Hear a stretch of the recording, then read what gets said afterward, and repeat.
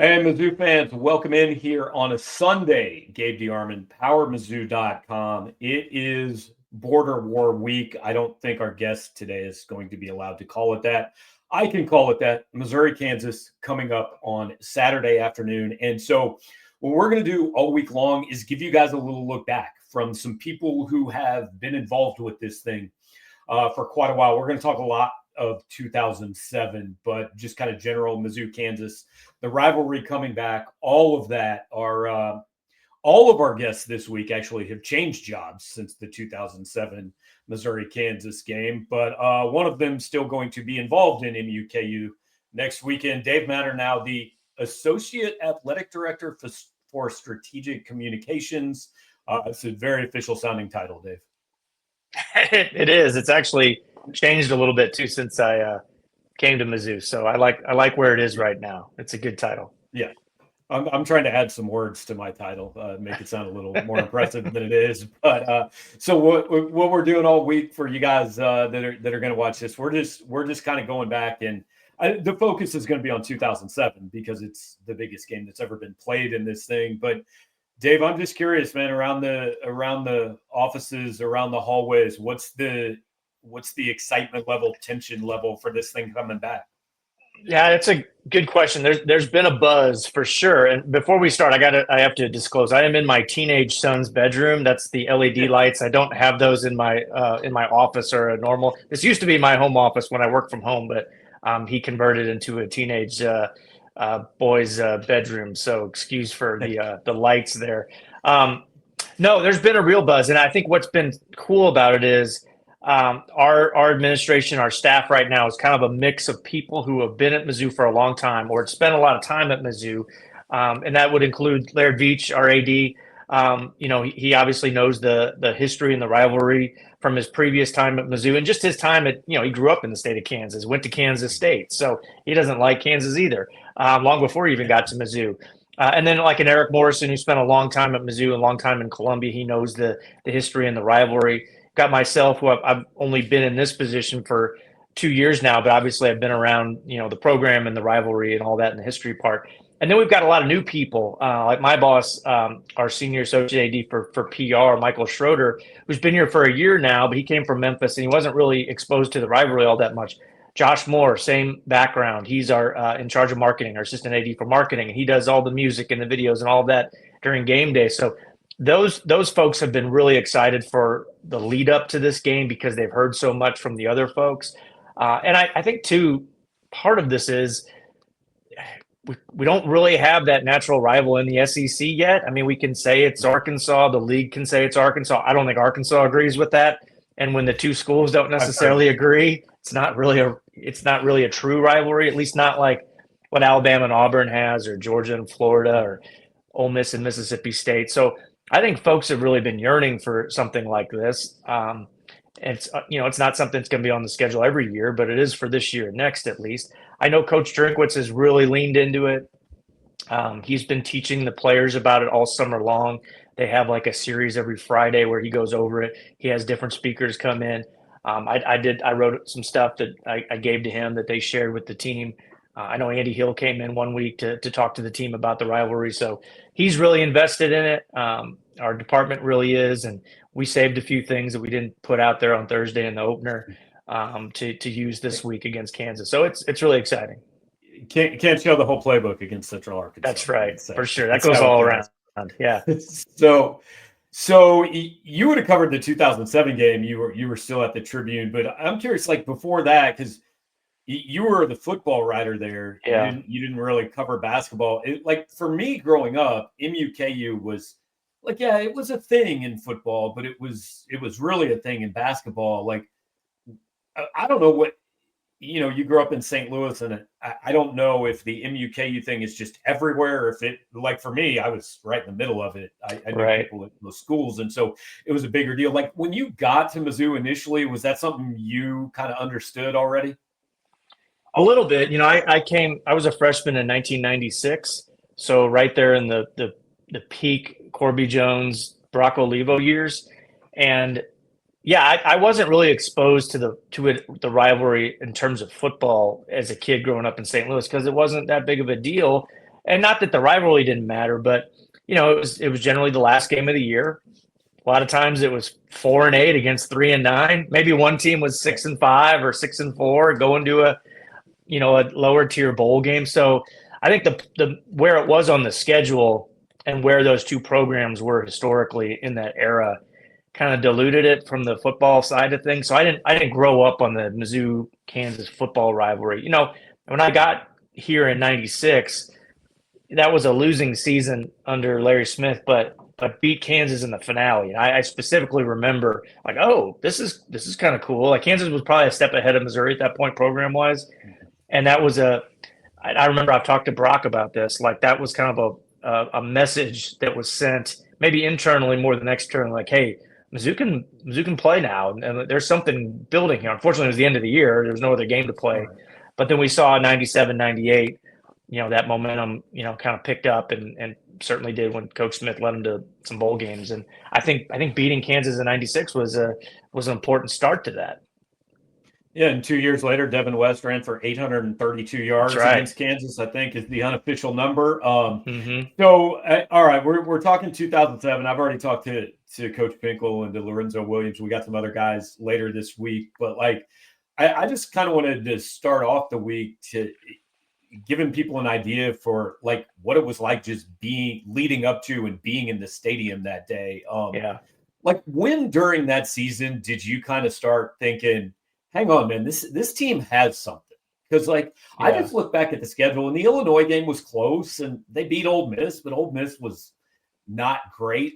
To me, it wasn't really until they went down to Norman and could have very easily won that game till I thought, hey, this team might actually have something. Yeah, I think so. I think it was probably October-ish, late October, where the wins just kept coming. And it was the way they were winning games, too. I mean, Chase was, putting himself in contention for the best quarterback in the Big 12. And that was a big statement that year because there were some really good quarterbacks around the league, really good offenses. Jeremy Maclin was becoming, a national superstar. I mean, what he was doing numbers wise, and then just watching him play, how electric he was. And, we were seeing glimpses of Tony Temple and Denario, and guys were staying healthy, and defense had some playmakers. So, yeah, I think it just kind of came gradually. And then I think what was so unique about it was that at the same exact time, this pretty much the same thing was happening over Lawrence. And I remember Joe Waljasper wrote this great line about how, and I can't remember it exactly, I won't do it justice, but he was like, imagine having the absolute best year of your life, and you can't fully enjoy it because your hated enemy is also having the very best year of his life. I mean, what are the odds of that happening? And so I remember just kind of thinking hey, and I'm sure we had conversations at the time, hey, if this falls right, that game's going to mean a whole lot more than anybody could have ever imagined. I just remember every week it was almost like covering two teams, because every week Missouri fans cared obviously about what their team did, but then immediately it's, hey, did we make up any ground here? Are these people still doing what they're doing? And I just talked to Lorenzo right before we talked, and it was funny. He said, Gary Pinkel is the ultimate doesn't even know who's on the schedule next guy, and he said Pinkel told the team in the locker room after Oklahoma, we can't lose again, guys. No, Kansas plays nobody. We can't lose another game. You probably had heard that because I know you did a book with Gary, but talk about out of character for Gary Pinkel at that point. Yeah, I think once he sensed that something special was happening and there was so much at stake, that maybe he let his guard down a little bit. And I think he would have only done that if he knew the leadership on that team could handle it. And I'm sure they did with Lorenzo, with Martin Rucker, the younger leaders like Chase and Sean Weatherspoon and those guys. I think he sensed that they could handle this. They were aware. It was kind of useless to act naive to it, and you got to acknowledge it some way. And I think he started to. I think too, and you may get to this, but and maybe I'm making this up in my head, but I'm pretty sure. So the week before Kansas was the game in Manhattan, correct? Was K-State, yeah. And that was the Denario game. I remember he just exploded. Joe Poznansky, I remember, was sitting next to me, and he came to write a column about something else. And halftime, he's like, I got to write about this Denario kid. And it was. I'm sure whatever Joe wrote was great. But then when we went down to the field, and maybe I'm making this up, but I think it's true. the pocket of Mizzou fans there started chanting "Beat KU" because they realized that's all it's left. And did not the K State fans join them and start chanting it also? Yeah, that's what I was actually like. That's the one thing I remember about that season before that. Like, there were entire games. I don't remember them playing Texas Tech. I remember nothing about the Iowa State game, but I remember being on the field at Manhattan and the K State fans are chanting "Beat KU," and it was It's crazy. I mean, could you imagine an SEC fan base doing that, like joining in to root for right. their common enemy to lose? And like they may feel that way, but I don't know if a chant starts out like that. Yeah, that was the thing I most remember about that season leading up to that game. So we got to that week, and like I don't know if I remember anything specifically leading up. Just like every day, you kind of woke up and go, "Man, like this is something I've never seen before and I'm never going to see again." I hope I can maybe in my small part of it kind of do it some bit of justice. Yeah, no, I remember feeling that too. And did you go to Lawrence with us? Because some of us went over to Lawrence for their media day. I did, and I can't remember. It was a few. I think we carpooled because it was on a different day than Mizzou's media day. I just remember a really different vibe. I mean, I went to some restaurants and some T-shirt stores and interviewed their people, and I think they were in a little bit more disbelief about what was happening, just because their rise that year was much more sudden. I mean, Mizzou at least gone to some bowl games and had some success, and we'd seen Chase Daniel do some good things. And I don't know. I don't know if if they had understood the magnitude quite yet. I think they were maybe not leaning into the rivalry part as much as just the stakes here because it was so new to them. Yeah, it was just a different vibe. I remember interviewing their players, and they were very confident, but not you could tell they weren't going to touch the rivalry part. It was more about the game and that. And I think that, I don't know, that's kind of naive to take that approach. And it's just hindsight, I guess. But I thought Mizzou just really leaned into it. They knew about everything that was at stake. And that's the crazy thing about that game. You had the Big 12 North was at stake. That's a big deal. Then you had the national championship stakes on the line. You had just the rivalry itself was on the line. Gary hadn't done great against Kansas. Good record, but not great. And then, if Chase Daniel plays well or Todd Reesing plays well, they're probably going to book a trip to New York for the Heisman. I mean, just think about everything that was on the line that those two programs weren't accustomed to having on the line in November. Well, and that was the cool part finally about that game was like none of us really saw that whole season coming. But then that week, you got to take a minute to go and stop and appreciate it. Like I remember driving it. We had a tailgate at that game, and I remember driving into the parking lot and just going, just kind of stop and look around for a minute because this is never going to happen again. Right. Yeah, it was crazy. There was a guy, Joe wrote about this, Walchester. There was a guy dressed as a priest. Maybe he was a priest. I don't know. But he was like exorcising the demons of the rivalry or something or other. And he was like doing like a seance out on the Arrowhead parking lot. It was crazy. In fact, I was with my wife. We went and met some friends for lunch somewhere in Kansas City beforehand. She was with a good friend of hers from high school who happened to be with her boyfriend at the time. They did not last. He was a KU booster. So I stumbled into this lunch with a bunch of Kansas fans and didn't love that necessarily.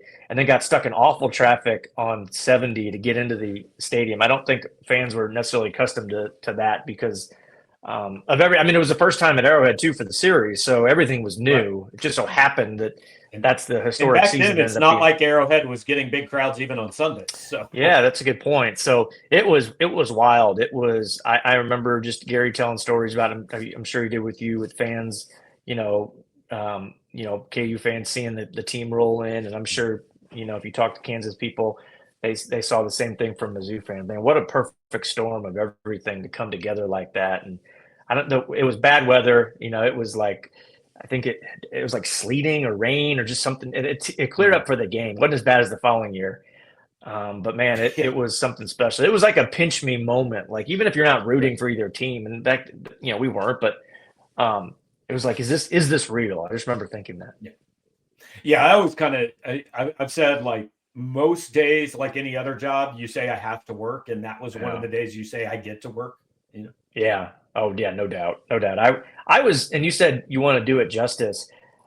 I never had this thought in my head except for that game, because like it dawned on me that if Mizzou wins this game, my story or whoever else's story is probably going to be framed and hanging on the wall at Harpo's or Deja Vu or Shiloh, and then at countless homes around. And that's not because I wrote it, but just because I happened to be writing that story of that day. And then all of a sudden, I felt like some pressure on that. I was like, "Oh my God! Like this story is going to be hanging up in bars if Mizzou wins. So I better do a good job." And I never that feeling never came across me ever before, except for that game. Yeah, for those of you who might be a little bit younger, Dave's talking about a time where there was actual newspapers that people read, and like you didn't have to. He didn't print it out on his printer at home. My 2003 game story when Mizzou beat Nebraska at home did hang at Deja Vu in a frame, and I still like put that on top of my resume as one of my favorite things that ever happened in my career. So I was thinking that I was consciously thinking like, gosh, people are going to see this, and just don't mess it up. Well, and it ended up being like it's the worst kind of game to cover because Missouri gets up 21-0, and you're going, hey, I can start writing this. Like Missouri's going to the Big 12 title game. And then there was a couple minutes there where it didn't really seem like that was a rewrite 3 times night. And then Missouri like broke a record for penalties. It wasn't like 14 penalties. Right. I mean, it was crazy. And give Kansas credit. They were a good team. I know they didn't play a really tough schedule, but they were fun to watch because they just like threw it all over the place. And Todd was a great quarterback, and they had some good players on that team, some really good players. But that was a wild game. I mean, just when you thought, okay, this one's in the bag, they came back and made it somewhat competitive there in the second half. Yeah, and like when I was talking to Lorenzo, I said I just remember the sack of Reesing was one of the. I mean, the press box at Arrowhead is so far away from the field. Yeah. Like you just look down and go, I don't know. The defensive line just sacked Todd Reesing because I have no idea who it was because they were all there. Yeah. I think I was still in the press box. I remember going down on the field for the post game, but I think I stayed. I think because you had to file your story at the second game ended, or at least a first version of it. And I think it was a good feeling just to know that, hey, it's over and like we can move on to what's next. There's not going to be some crazy Hail Mary that's going to change this thing.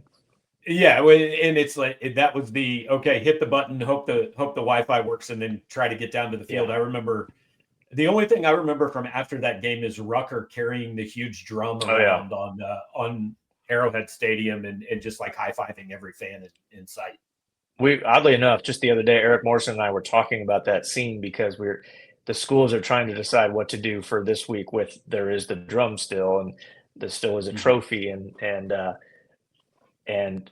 I brought it up. I'm like, hey, people won't forget T-Ruck banging that thing, walking around the stadium. So I think anyone who was there that day will expect a trophy or the drum at least to make an appearance. So yeah, that was the image I had. Steve Olentic and I actually went down on the field and kind of did a lap.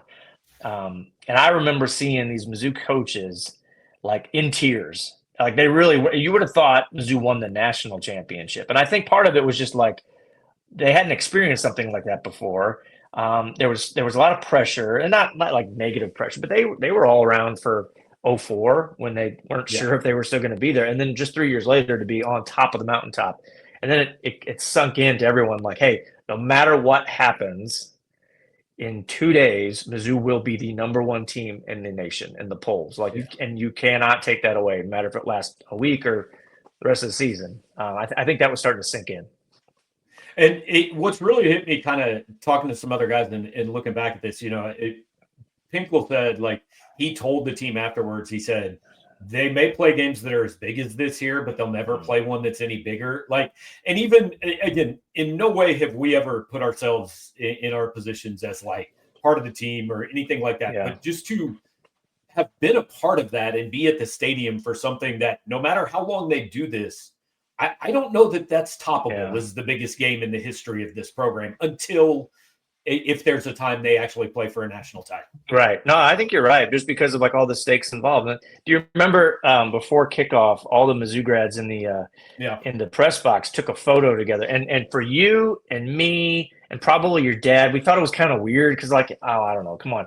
But then you think about it and you step back. Pat Forty was in there, Dennis Dodd. I can't remember who else from national media. But for them, they were like they were in more disbelief than we were because they didn't have the front row seat to this team.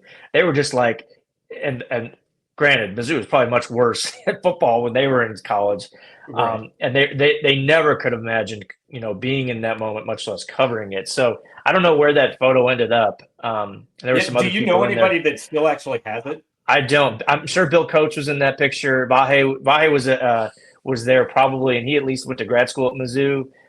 Steve, of course, was in there. Joe Walljasper. So yeah, I think there was probably this nervous, pained look on our faces because we're like, oh, this kind of borders on like cheering in the press box. But when you take a step back years later, it's like, yeah, that was pretty cool. Like that to be part of that, that surreal experience is pretty awesome. Yeah, like you said, there's not many things that you get a chance to cover that you're like, hey, somebody might actually go back and read this 10 years Right. from now or 18 years from now. So I don't know about yours. Yours might still be findable. I believe mine is probably lost, or I at least no longer have access to it. So What's that? my story from that week is yeah. if it's still on the internet, I can no longer access Yeah, it. the Tribune unfortunately like just got rid of their entire archives when they changed ownership, so it's impossible to find anything. I don't think mine was very good. I just remember being a little just uncertain, and you start worrying about, okay, now we got to get flights to San Antonio, and like what's tomorrow going to be like, and like we got to get ready for all these things. Like, oh crap, I got to write a story too.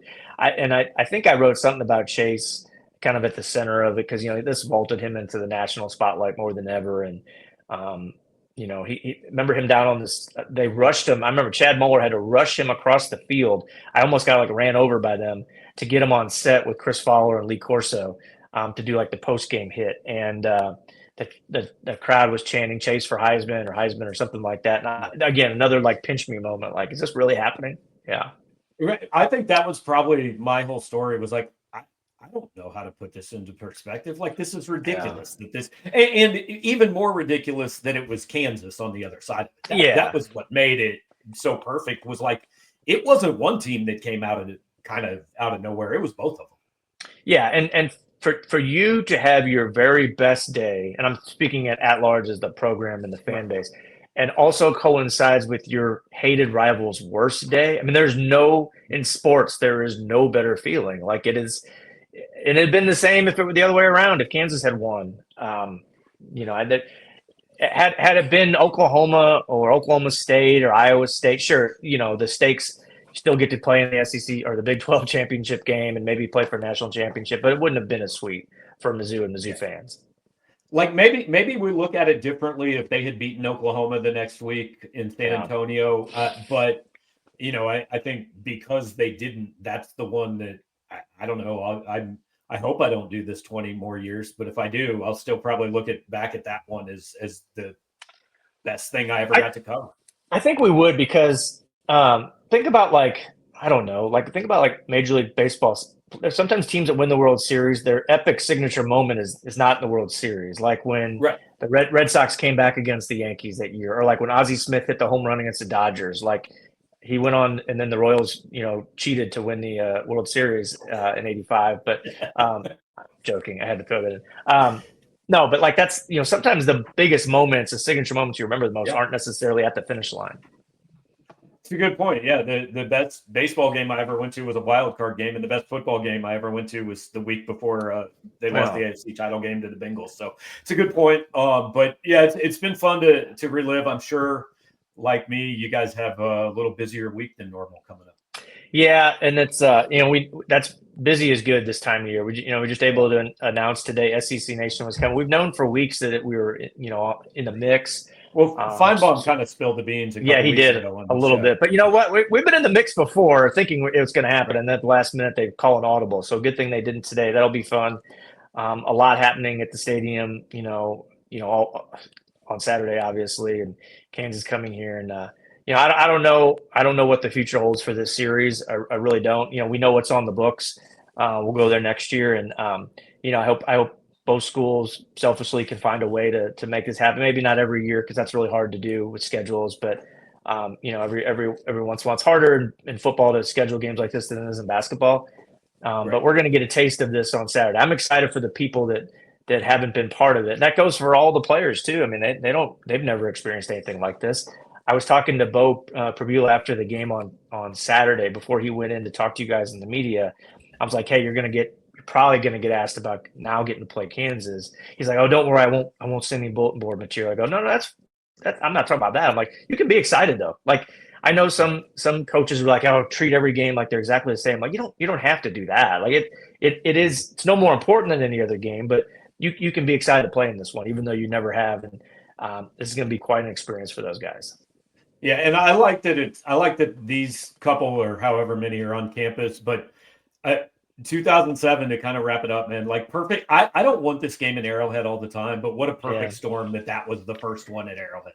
It was. I remember going back and forth on that a lot, just back at the time, thinking like, would this be better on campus? Would it be even either campus? Like if you win it at home, it'd be an incredible party. To win it in Lawrence, man, what would that feel like?